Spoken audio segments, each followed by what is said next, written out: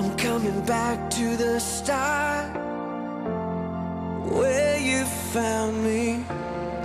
I'm coming back to your heart. I surrender. Take me.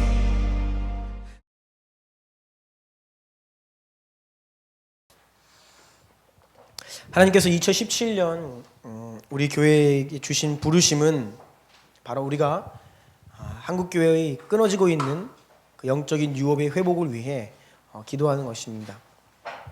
한국교회는 초창기부터 하나님께서 주신 귀한 유업들이 있습니다. 경건, 부흥, 열방.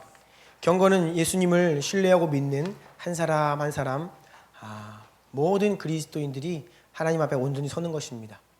그리고 그러한 공동체와 민족 가운데 부흥이 일어나고 그것이 열방 가운데로 흘러가는 이 경건과 부흥과 열방, 이 세 가지 유업이 우리에게 회복되기를 원하는 마음으로 계속 우리가 매일 기도하며 간구하며 나가기를 원합니다.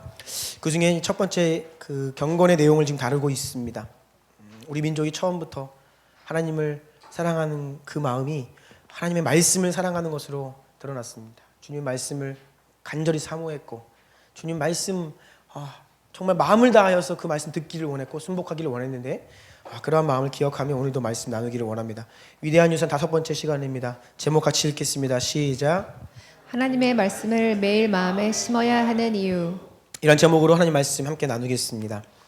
오늘 함께 읽은 마태복음 13장 말씀은 4가지 땅에 떨어진 씨 비유입니다. 가장 유명한 비유이죠. 우리가 많이 들어서 아는 내용입니다. 당시 예수님의 말씀을 듣는 사람들은 대부분이 자기 땅을 가지고 있어서 농사를 짓거나 아니면 다른 사람의 땅에서 대신 농사를 지어주며 그것의 일부를 가지고 살아가는 소상농이었습니다. 대부분이. 그래서 예수님께서 오늘 이 비유로 말씀하신 것을 다 너무 잘 이해할 수 있는 쉬운 내용입니다. 비유의 내용을 볼까요? 1절부터 9절까지의 이 비유의 내용이 있습니다. 농부가 밭을 이리저리 다니며 씨를 사방으로 뿌립니다.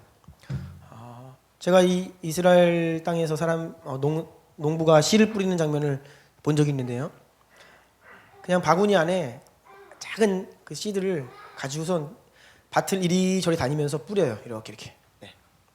바람이 불면 이 씨가 바람에 날려서 여러 곳으로 흩어지죠.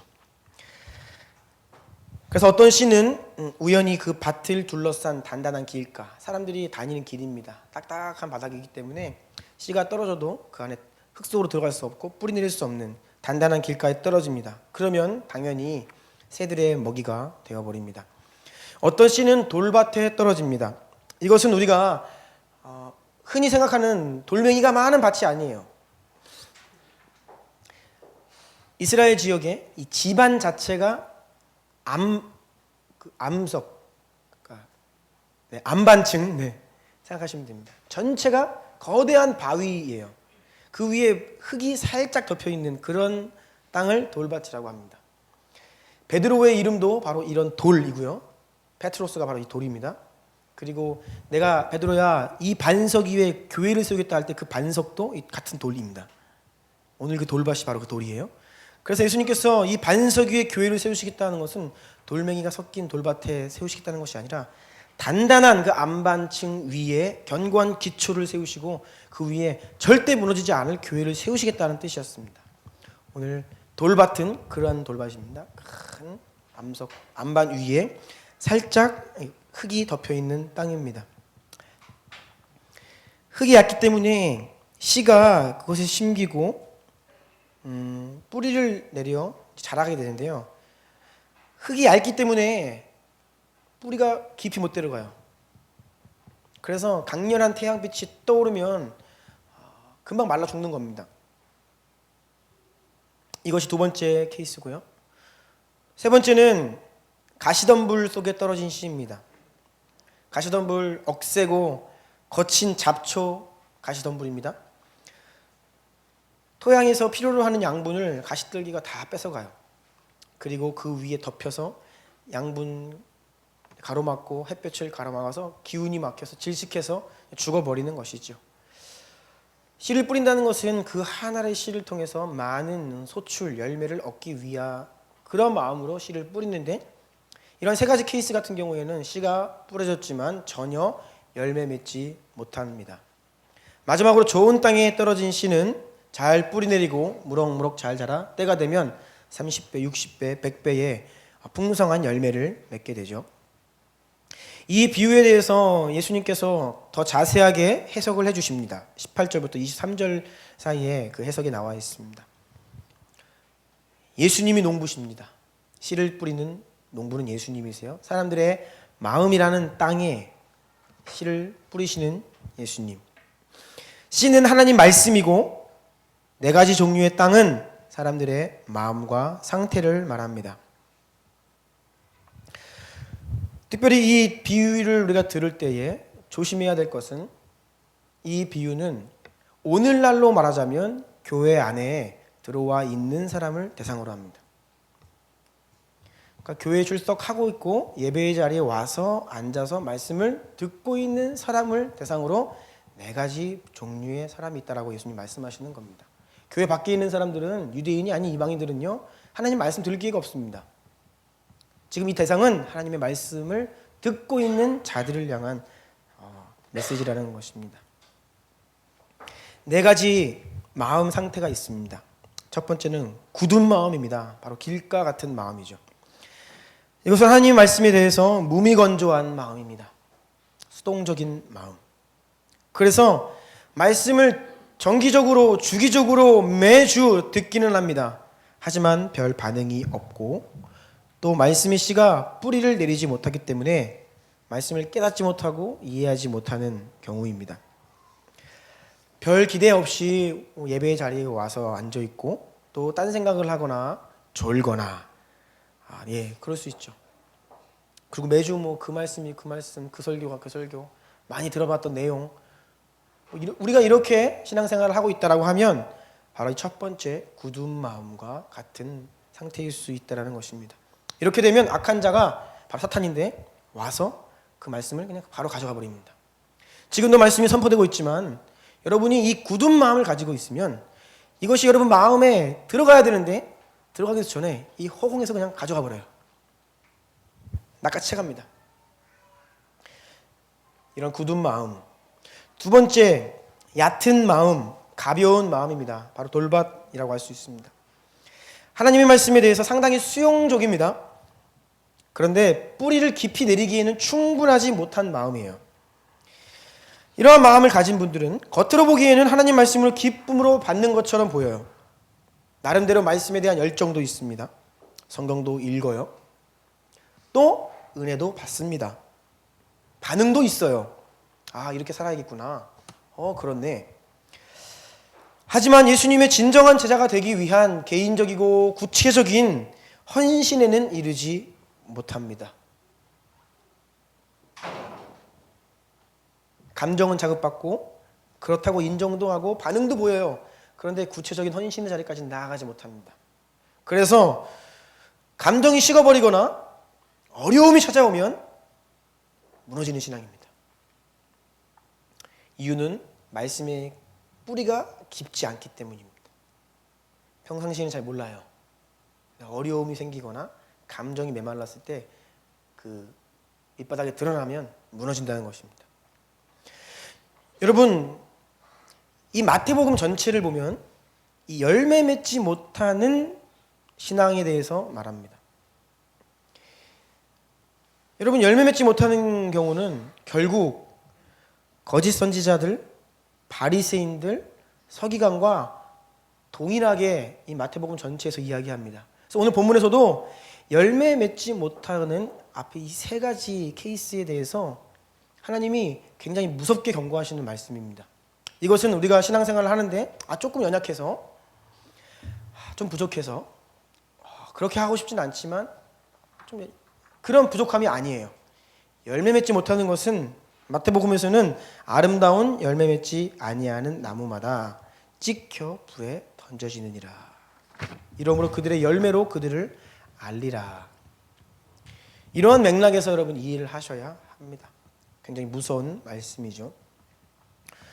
모쪼록 이 얕은 마음, 가벼운 마음으로 신앙생활하는 분들도 결국 열매를 맺지 못합니다. 세 번째는 막힌 마음입니다. 가시떨기 밭입니다.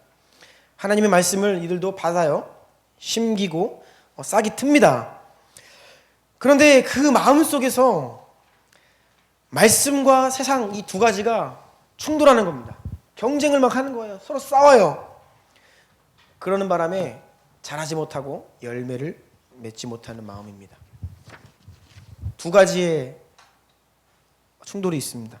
세상살이의 염려, 먹고 사는 문제, 또 재물, 돈의 유혹, 이 두 가지가 합세해서 말씀에 대한 순종과 믿음을 가로막아서 질식시켜요. 자라지 못하고 열매 맺지 못하게 합니다. 성경은 여러 차례 이러한 케이스에 대해서 경고를 하고 있습니다.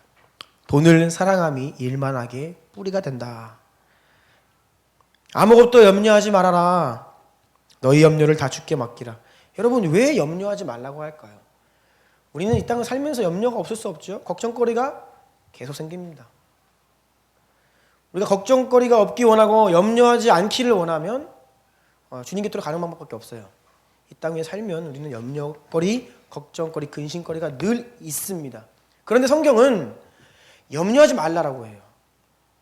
염려를 주님께 맡기라고 합니다. 왜냐하면 우리가 그 염려를 붙들고 살면 우리 마음 가운데 이 말씀과 염려가 충돌하면서 이 염려가 가시떨기가 되어 말씀이 자라나고 싹트고 열매 맺는 것을 방해하기 때문이라. 그래서 염려하지 말라는 거예요. 여러분, 염려가 마음에 가득하면요 열매 맺지 못합니다.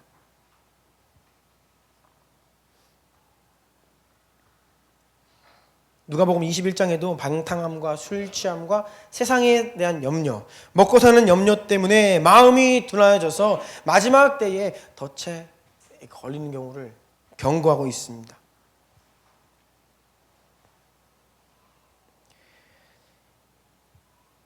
이렇게 굳은 마음과 가벼운 마음, 얕은 마음과 막힌 마음은 결국 열매 맺지 못합니다. 마지막으로 부드러운 마음, 좋은 땅입니다. 하나님 말씀을 듣고 그것을 이해하고 깨닫고 마음에 그 말씀이 뿌리를 내리고 결국 좋은 열매를 많이 맺는 마음이죠. 예수님은 이러한 마음을 가진 자들이 예수님의 제자이고 하나님의 자녀들이라고 말씀하십니다. 근데 오늘날 이 교회 분위기가 이 첫 번째, 두 번째, 세 번째 케이스도 하나님의 자녀다라고 이야기하는 분위기가 많이 있어요.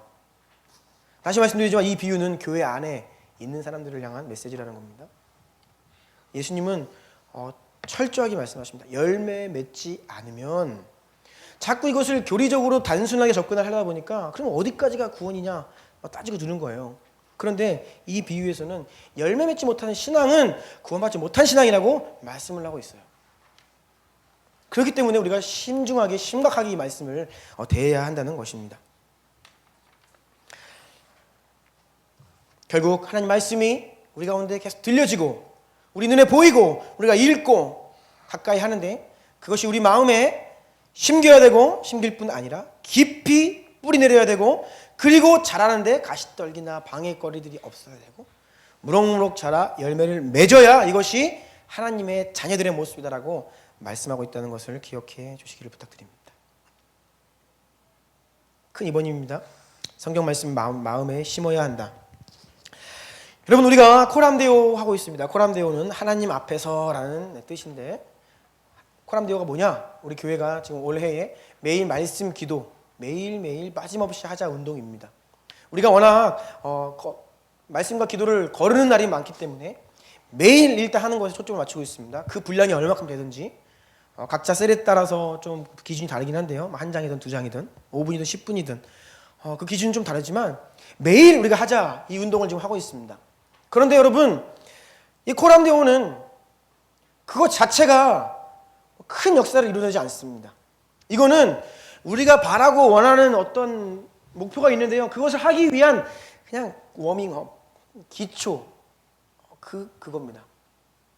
우리가 매일 성경을 열고 있지만 성경을 보는데 이것을 단순히 눈으로만 읽고 주일에 교회에 나와서 말씀을 듣는데 단순히 귀로만 듣고 머리로만 이해하려 하면 이제 우리에게 문제가 있어요.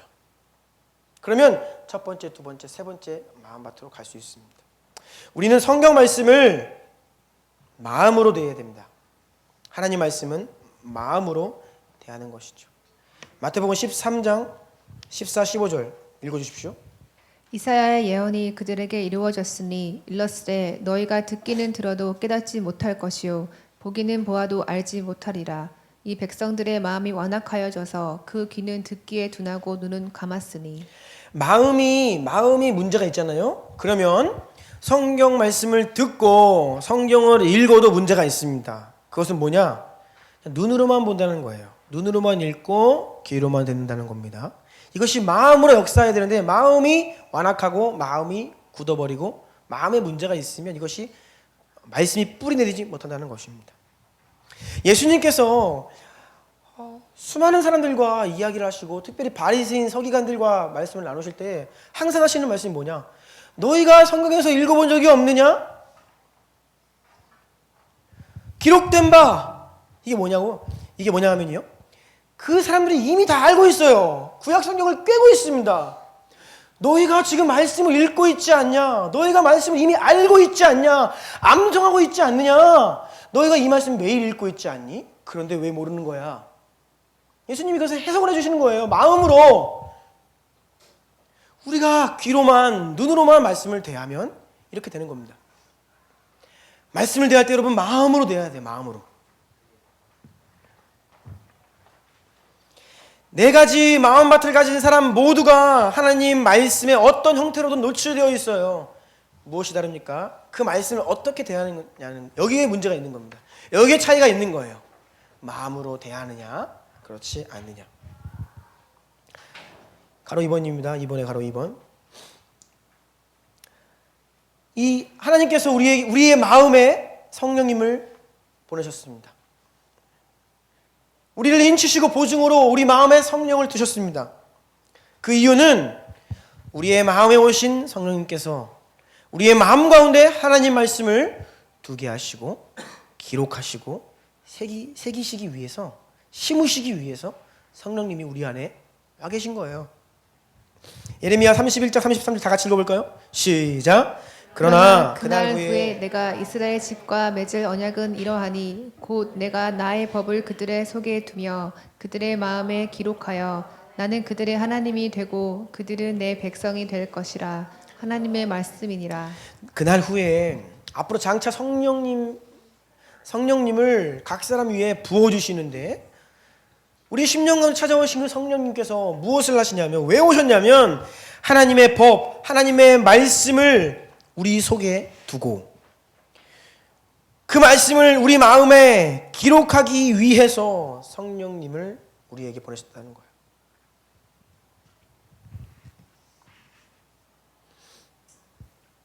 여러분, 성경을, 하나님 말씀을 우리 마음에 두고 우리 마음에 기록하는 게 뭘까요? 우리 마음에 둔다, 기록한다. 지금 제가 추상적인 말들을 지금 구체적으로 계속 정의를 하는 거예요. 여러분, 이것은 성령님께서 빛으로 이 성경 말씀을 비추시는 겁니다. 이것을 조명하십니다라고 얘기해요. 성경을 읽을 때 그저 눈으로, 그저 귀로 말씀을 듣는 것이 아니라 성령께서 이 말씀을 비추심으로, 조명하심으로 우리가 이 말씀을 영적으로 깊이 깨닫고 이해하고, 그래서 아멘이 나오는 겁니다. 여러분, 아멘이요? 눈으로만 성경을 읽으면 이게 안 나와요, 잘. 그런데 이거 하나님께서, 성령님이 이걸 조명하시잖아요. 그러면 정말 아멘이다, 이겁니다.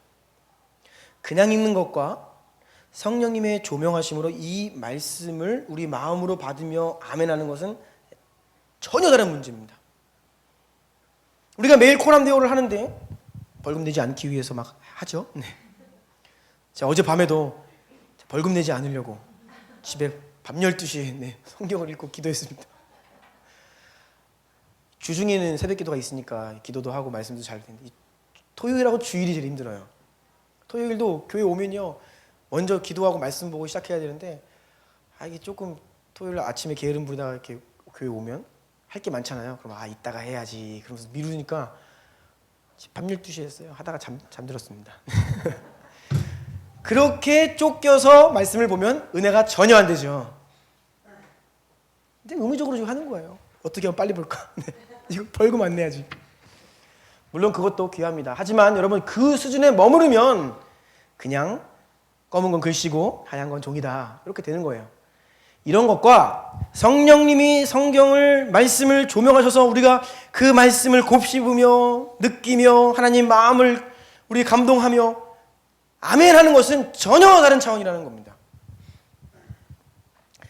그래서 이 성경 말씀을 우리의 마음에 두고 우리의 마음에 새기고 우리의 마음에 심는다라는 것은 성령님의 조명하심 가운데 이 말씀의 능력을 경험하면서 말씀을 읽고 통독하고 묵상하고 연구하는 거예요.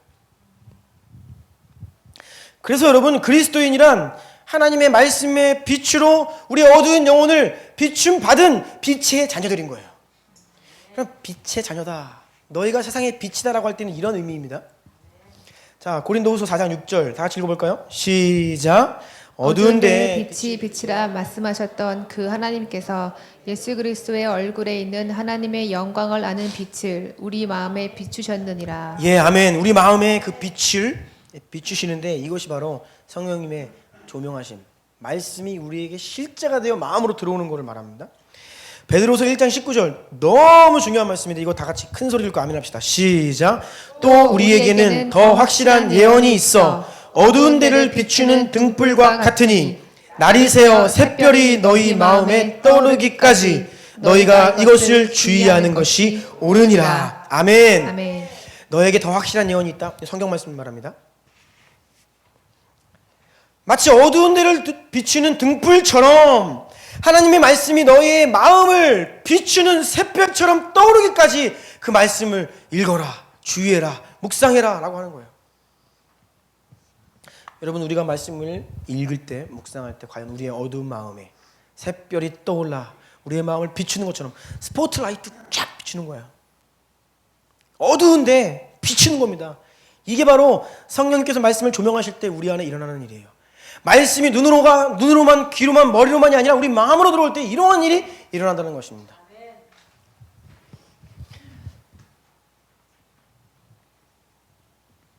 제가 요즘에 계단으로 다닙니다. 우리 교회 오르고 내리고 할 때 계단으로 해요. 운동을 하도 안 하니까 그거라도 하려고. 그런데 새벽에 오면 엘리베이터 타고 올라가요. 왜냐면 무서워요.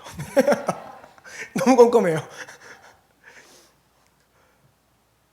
그 어두울 때 우리가 핸드폰을 열어가지고 빛을 딱 하면 비치잖아요. 성경 말씀이 우리 마음에 들어올 때 이러한 역사가 일어난다는 겁니다. 이게 성령님의 조명하심이에요. 이게 굉장히 실제적인 겁니다. 그 수준 될 때까지 말씀을 상고해라. 이게 베드로후서 1장 19절입니다. 여러분, 왜 성경을 읽을 때 힘듭니까? 왜 지루하죠? 왜 읽으면 잠이 옵니까? 물론 육체적으로 저처럼 어저께처럼 밤늦게 읽으면 잠이 옵니다. 여러분이 주일날 여기 와서 앉아 계시는데 컨디션이 안 좋고 좀 많이 무리를 했고 잠이 부족한 상태에서 와 계시면 당연히 졸립죠. 그것은 자연스러운 현상입니다. 그런데 은혜가 있으면 졸지 않을 수 있고요. 또 한 가지는 늘상 졸립다. 말씀이 늘상 지루하다라고 하면 문제가 있는데 그 문제는 다른 게 아닙니다. 한 가지입니다. 성령님의 조명하심으로 성경을 읽지 못하고 있기 때문이에요. 성령님의 도우심으로 말씀을 듣고 있지 못하고 있기 때문입니다. 그냥 우리의 눈으로만 귀로만 우리 그 마음이 아니라 여기에 문제가 있는 거예요. 다른 게 문제가 아닙니다.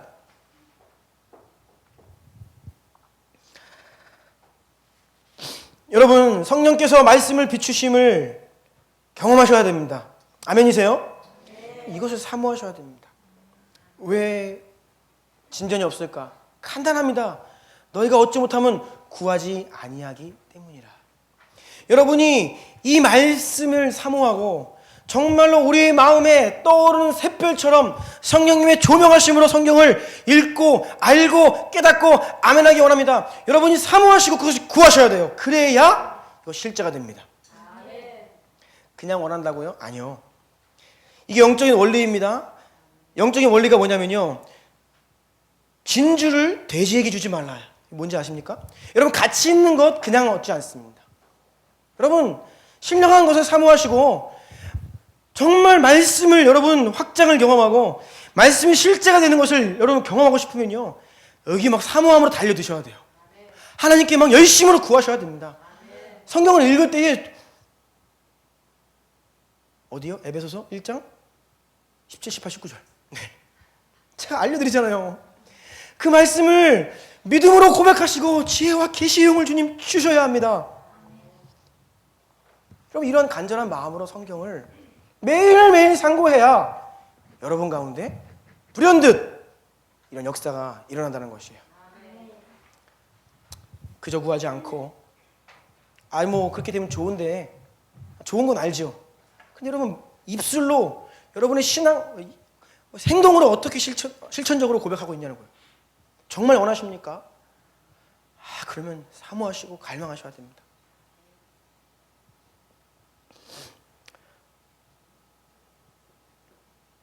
저도 오랫동안에 이 성경이 열리지 않아가지고 고통스러웠어요. 읽고 싶은데 읽을 수가 없어요. 이해하고 싶은데 이해가 안 돼요.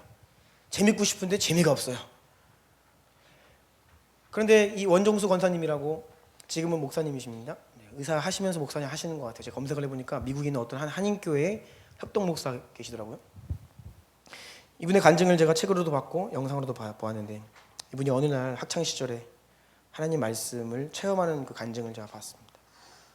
갑자기 어느 날 성경을 읽는데 암전처럼 주변이 어두워지는 것처럼 깜깜이 어두워지는 것 같고, 성경을 읽는데 이 성경 글자 하나하나가 자신의 눈과 이 빛으로 연결돼 가지고 말씀이 막 날아 들어오더래요.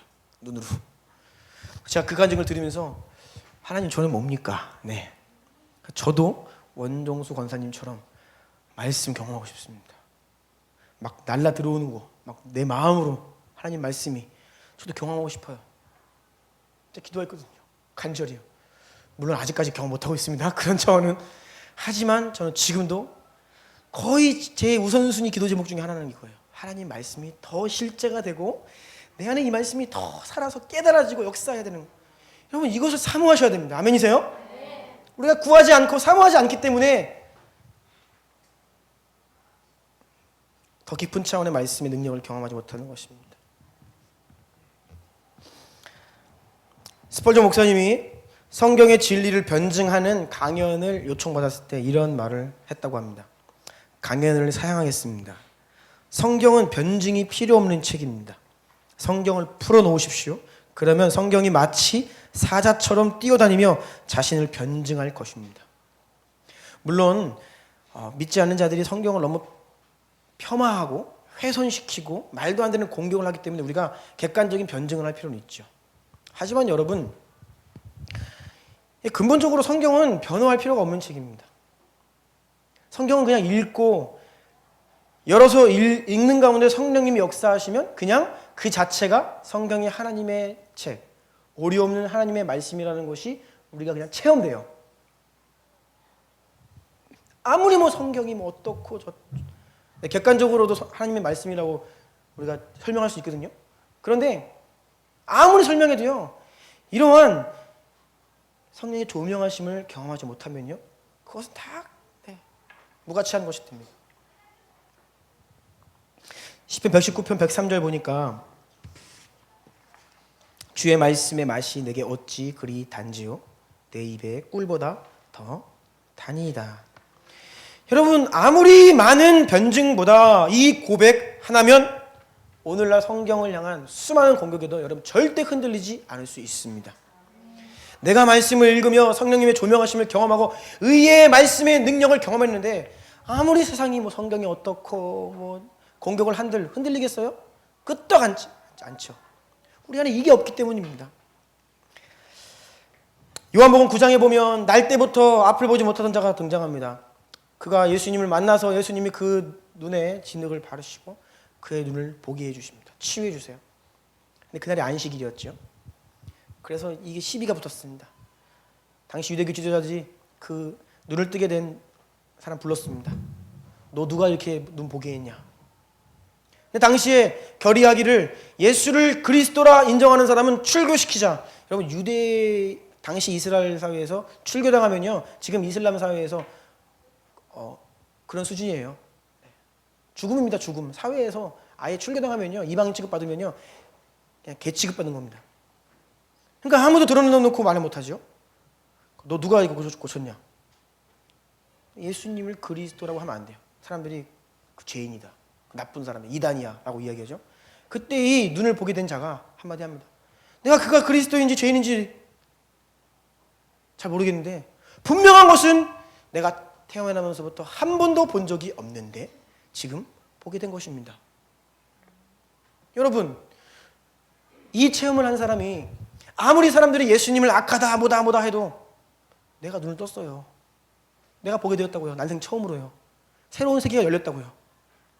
그런 공격이 귀에 들어오겠습니까? 저분은 내 눈을 뜨게 해주신 분이야. 여러분, 성경 말씀에 대한 체험이 바로 이런 거예요. 아무리 온갖 자유주의 신학이 난무하고요, 성경을 공격해도요, 의의 말씀의 능력을 경험한 자는요, 흔들리지 않습니다. 결코 공격받지 않죠. 큰 3번입니다. 마음에 뿌리 내린 성경 말씀은 반드시 열매를 맺는다. 하나님 말씀이 우리 마음에 심기고 새겨지면 이것이 하나님을 향한 사랑과 순종으로 반드시 열매 맺습니다.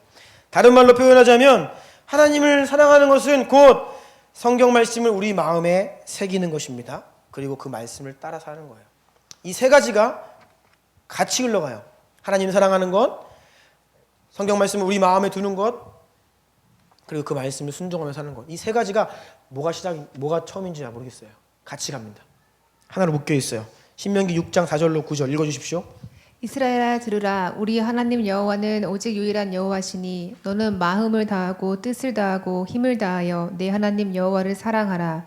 오늘 내가 내게 명하는 이 말씀을 너는 마음에 새기고 내 자녀에게 부지런히 가르치며 집에 앉았을 때에든지 길을 갈 때에든지 누워있을 때에든지 일어날 때에든지 이 말씀을 강론할 것이며 너는 꼭 그것을 손목에 매어 기호를 삼으며 내 미간에 붙여 표로 삼고 또 내 집 문설주와 바깥문에 기록할지니라. 네, 들으라 이스라엘아, 너는 마음을 다하고 뜻을 다하고 힘을 다하여 내 하나님 여호와를 사랑하라 했습니다. 6절부터가 그 내용이에요.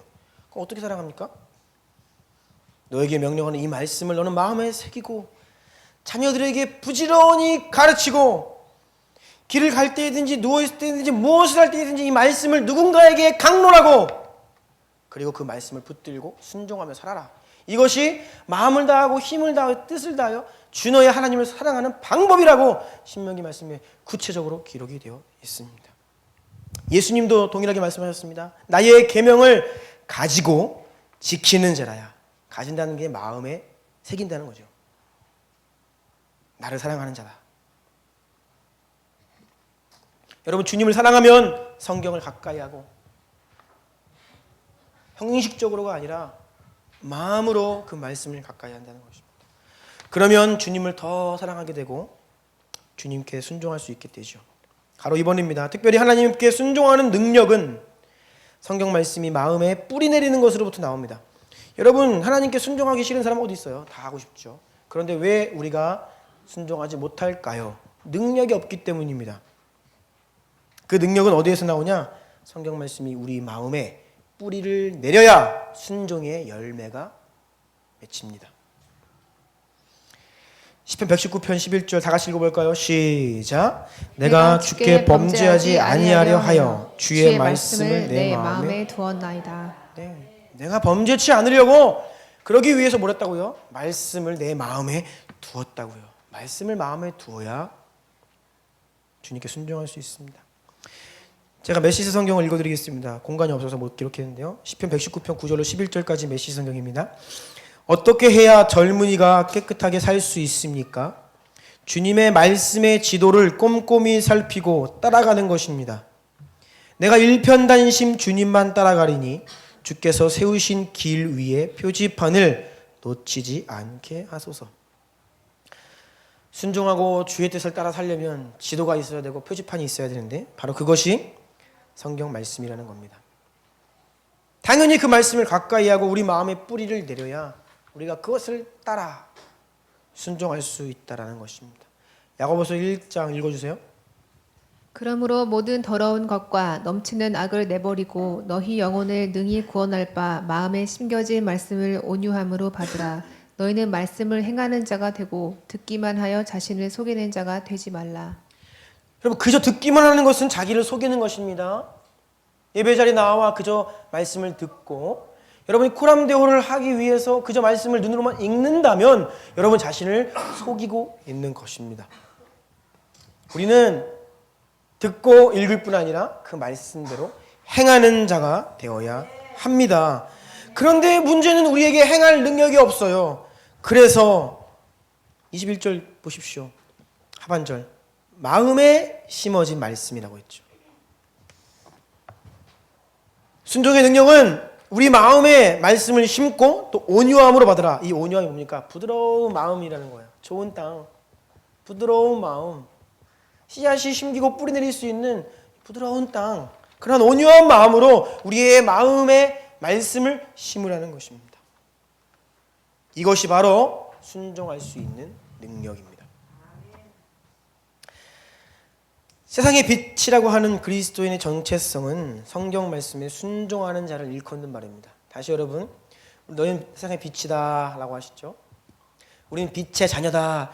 이게 뭐 영적으로 보니까 우리가 빛난다 그런 말이 아니에요, 여러분. 이거 굉장히 구체적인 말입니다. 우리가 세상의 빛이다라고 하는 것은요, 우리가 성경 말씀에 순종하는 삶을 산다 그 의미예요. 마태복음 5장 16절 읽어주세요. 이같이 너희 빛이 사람 앞에 비치게 하여 그들로 너희 착한 행실을 보고 하늘에 계신 너희 아버지께 영광을 돌리게 하라. 사람들에게 우리의 빛이 비치는 게 뭐예요? 우리의 착한 행실을 그들이 보는 겁니다. 착한 행실이 말씀에 순종하는 그 자체가 빛이라고요. 계시록 19장 8절 볼까요? 우리가 마지막 때 예수님 다시 오실 때에 우리에게 빛나고 깨끗한 세마포 옷을 입도록 허락하시는데 이 세마포 옷은 성도들의 옳은 행실이다. 우리가 영광스러운 빛나는 옷을 입게 될 거예요. 그런데 그 빛나는 옷은 뭐라고요? 성도들의 옳은 행실이다. 그래서 여러분, 제가 신약에 이 빛이라고 하는, 우리가 하나님 자녀들을 빛이라고 일컫는 말씀들을 다 찾아봤는데 다 의의 말씀에 순종하는 거예요. 어두움의 일을 벗어버리고 빛의 갑옷을 입자. 뭡니까? 이로운 일을 행하자는 겁니다. 말씀이 마음의 심김으로 인해서 우리의 삶에 분명한 순종의 열매가 맺혀질 때 그것을 빛이라고 일컬어요, 성경은. 가로하고 제가 많이 말씀 기록해놨습니다. 돌아가셔서 다 한번 읽어보세요.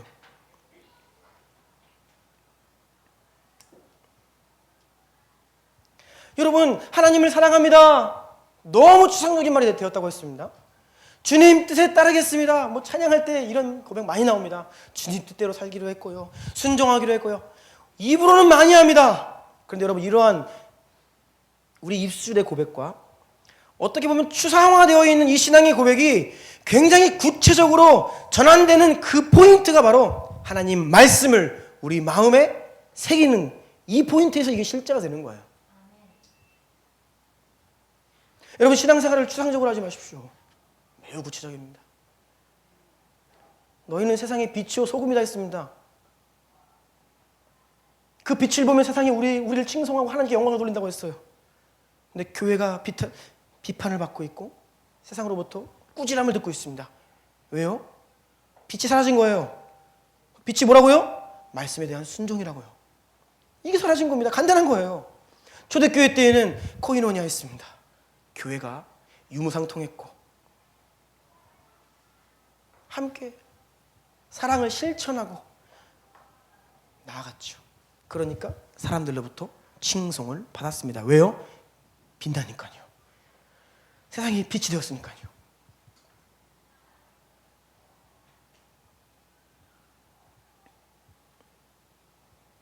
요한일서에서는요, 네 형제를 사랑하지 않으면 너희는 어두운 가운데 있다 했습니다.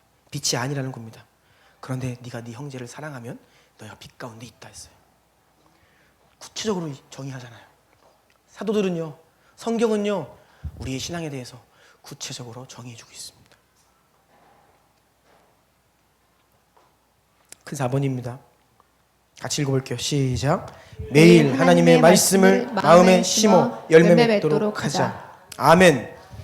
매일 하나님의 말씀을 마음에 심는 것, 이것은 바로 하나님께서 찾으시고 원하시는 진정한 예배자가 되는 길입니다.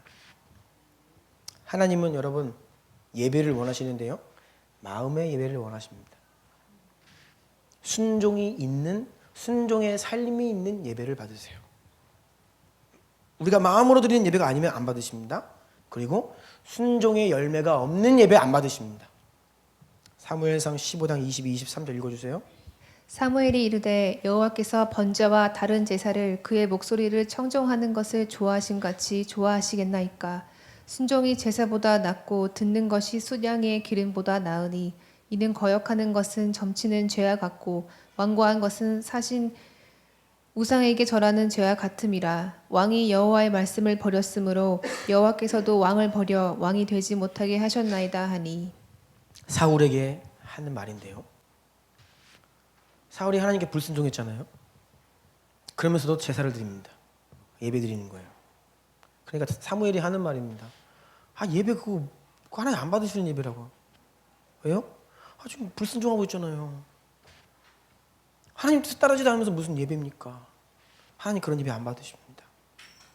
순종이 진짜 예배입니다. 그래서 여러분 순종이 있는 예배를 드려야 한다는 것이에요. 그런데 이 순종의 능력이 어디서 나온다고요? 하나님 말씀을 조명하심 가운데 우리 마음으로 받고 마음에 새기고 마음에 뿌리 내리고 이것이 자라서 순종의 열매를 맺는 것이다. 수가성 여인에게도 예수님께서 말씀하셨죠. 수가성 여인이 아니 왜 우리 조상들도 여기서 예배했는데 당신들은 왜 예루살렘에서 예배해야 된다고 합니까? 예수님 말씀하십니다. 너희는 모르는 걸 예배한다 지금. 영과 진리로 예배해야 된다. 하나님은 그러한 예배한 영과 진리로 예배하는 자들 찾으신다 했어요. 이게 뭡니까? 사마리아 사람들이요, 하나님 말씀을 부분적으로 자기들의 볼 때 좋아 보이는 거 그것만 아주 편식했어요. 하나님 말씀에 무지했습니다. 그러니까 안 된다. 하나님의 말씀 가까이 하고 그 말씀에 순종하는 그것이 진짜 예배다. 너희가 아무리 종교 행위를 해도 진리가 없는데 순종이 없는데 그것이 진짜 예배겠느냐 라고 말씀하시는 거죠. 여러분 하나님께서 받지 않으시는 이런 예배, 우리가 말씀을 멀리하고 말씀에 대한 순종 없이 드리는 예배는 가짜 예배예요. 공허한 기도입니다. 우리 감정에 취해서 드리는 찬양일 수 있어요. 그런 찬양은 하나님은 상한 심령의 예배를 원하신다 했습니다. 여러분 상한 심령이 뭡니까? 부드러운 마음이에요. 물렁물렁해서 하나님이 만지실 수 있는 마음입니다. 부드러운 마음, 말씀이 뿌리 내리고 열매 맺을 수 있는 그러한 부드러운 마음을 가지고 있는 자, 온전한 예배 드릴 수 있는 것이죠. 자, 가로 2번 같이 읽어보겠습니다. 시작. 매일 성경을 읽어야 구체적인 하나님의 명령과 순종해야 할 내용들을 깨닫게 되고 이미 알고 있는 말씀이라도 리마인드할 수 있다. 그리고 이것이 반복되어 말씀이 마음에 축적되면 삶의 지침과 원리로서 역사하기 시작한다. 아멘. 우리가 매일 성경을 가까이 하는 것 너무 필요합니다. 여러분 매일 성경을 읽어야 구체적인 하나님의 명령과 순종해야 할 내용들을 깨닫게 됩니다. 이미 많이 알고 있다고요? 아니요. 많이 알고 있지 않습니다. 그러면 이제 추상적인 신앙생활 되는 거예요. 하나님 뜻대로 살아야지. 무슨 뜻이요? 우리는 얼마나 금방 까먹고 망각하는지 몰라요. 성경을 매일매일 읽으며 주님의 말씀을 우리 가운데 리마인드 해주시고 또 구체적인 명령을 받는 거예요. 순종할 내용들을 확인하는 것입니다. 이것이 매일의 성경 묵상이고요. 이것이 여러분 1년, 2년, 5년, 10년 반복되잖아요. 그러면 여러분 안에 말씀이 쌓입니다. 그러면 이게 어느 한 구절이 아니라 창세기부터 계시록까지의 이 풍성한 진리가 원리로서 역사하는 거예요. 그 말씀 안에 흐르는 하나님의 사랑과 공의의 그 원리가 우리 삶 가운데 역사하는 겁니다. 여러분 구체적인 명령을 순종해야 될 것과 원리의 차이점을 아시겠죠? 네. 보통 여러분 우리가 삶을 살 때요 이 원리가 중요합니다. 우리가 무슨 결정을 앞두고 있을 때 하나님 이거 어떻게 해야 됩니까? 말씀 주십시오. 이게 굉장히 위험한 신앙일 수 있어요. 그때는 여러분 무언가 결정할 때 원리로 다가서야 돼요. 그냥 여러분 기도해보지 않고서도 아는 게 있어요. 왜요? 하나님이 주신 말씀의 원리로 바라보면 이게 아닌 게 있습니다. 기도할 것도 없어요. 근데 오늘날 많은 사람들이 그거 가지고 기도해요. 이거 어떻게 해야 됩니까? 할 필요도 없는 거예요. 하나님의 원리 가운데 이것이 맞는 길일 때에 우리가 구체적으로 이제 인도하심을 구하는 거죠. 근데 이것이 여러분 쉽게 되지 않습니다. 삶의 지침과 원리로서 이 말씀이 역사하는 게 이게 쉽게 일어나지 않아요. 많은 시간, 오랜 시간 매일매일 말씀을 가까이 하고 마음에 새기고 심으셔야 됩니다. 아멘이세요? 네.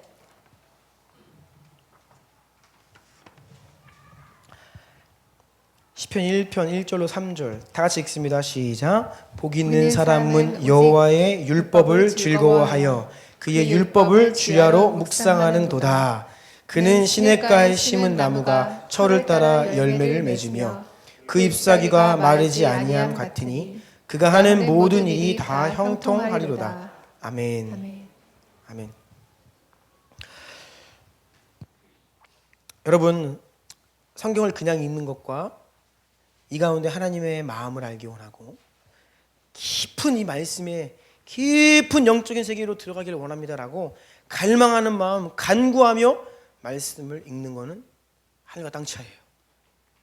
그래서 여러분들 코람데오 하실 때에 시간에 쫓겨서 그래도 안 하는 것보다 낫습니다. 그런데 더 오랜 시간, 더 여유로운 시간을 확보하시고 진지하게 기도하시면서 눈, 귀, 머리로만이 아니라 마음으로 하나님의 말씀을 담고 내 마음에 새겨주십시오라는 진지한 열망을 가지고 말씀을 대하시길 축복합니다.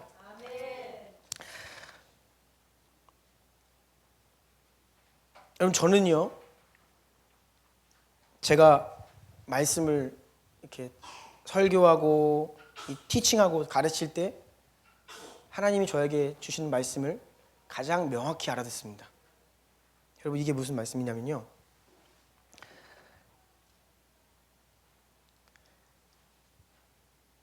아까 신명기 말씀에서 하나님 여호와를 마음을 다하여 힘을 다하여 뜻을 다하여 주 너희 하나님 여호와를 사랑하라 했는데 그 실천 방법이 마음에 새기고 자녀들에게 가르치고 어디에서든지 이 말씀을 강론해라. 여러분 이거 강론하라는 말을 주목하십시오.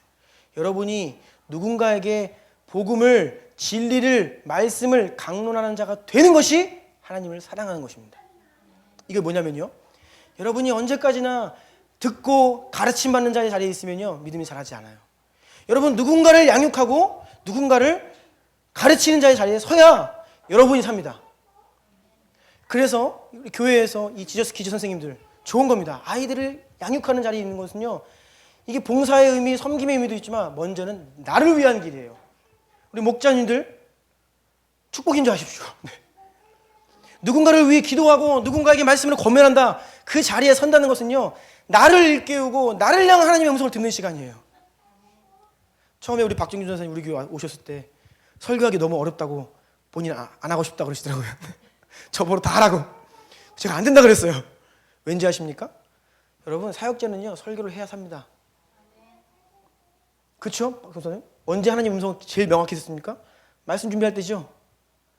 구체적이고 분명하게 듣는 시간은요 누군가에게 말씀을 증거하기 위해 준비할 때 또 이 시간 전할 때 저는 제가 제 말씀을 준비할 때 가장 하나님의 음성을 들어요. 여러분 누군가에게 가르치셔야 됩니다. 자녀들을 가르치시고 주변에 누군가에게 말씀을 계속 말씀하시고 가르치시고 강론하셔야 돼요. 그래야 말씀을 더 깊이 가까이 하게 되고요. 그래야 하나님의 음성을 더 분명히 듣고 순종할 수 있게 됩니다. 이게 원리예요. 그래서 예수님은요 특정한 사람들만 데리고 가르치라 안 그랬습니다. 너희가 다 하나님의 자녀들은 모두가 다 제자를 삼아야 돼요. 누군가를. 이게 영적인 원리입니다. 꼭 기억하십시오. 토조의 말을 마지막으로 살피면서 말씀 마무리합니다. 성경책을 펴놓고 무릎 꿇고 앉아서 하나님 앞에서 시간을 보내라. 코람데오가 매일매일 되기를 축복하고요. 이제는 시간에 쫓기듯이 아니라 여러분 성경을 펴놓고 무릎 꿇고 앉아서 하나님 앞에서 시간을 보내십시오.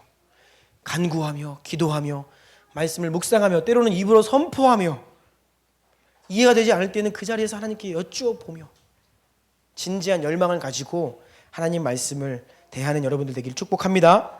한번 기도하겠습니다. 우리는 하나님 말씀을 매일 마음에 심어야 합니다. 이제 눈으로만 보고 귀로만 듣는 것에서 넘어서서 하나님 말씀을 매일 마음에 심어야 됩니다. 매일 마음에 심어야 됩니다.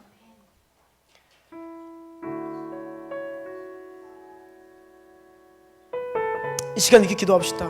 주님, 어두운 데를 비치는 등불과 같이 날이 새어 샛별이 우리 마음에 떠오르는 수준까지 말씀의 깊이를 더하여 주십시오. 우리가 성경을 읽을 때 성령님 조명하여 주세요. 피상적으로 성경 읽기 하지 않게 하시고 깊은 묵상의 지경으로 나아가서 성령님이 그 가운데 역사하실 수 있도록 우리가 우리 자신을 내어드리겠습니다. 이러한 마음으로 우리 주여 한번 부르고 하나님 오늘 주신 여러분들에게 각자에게 주신 마음 가지고 한번 주여 부르며 기도하기를 원합니다.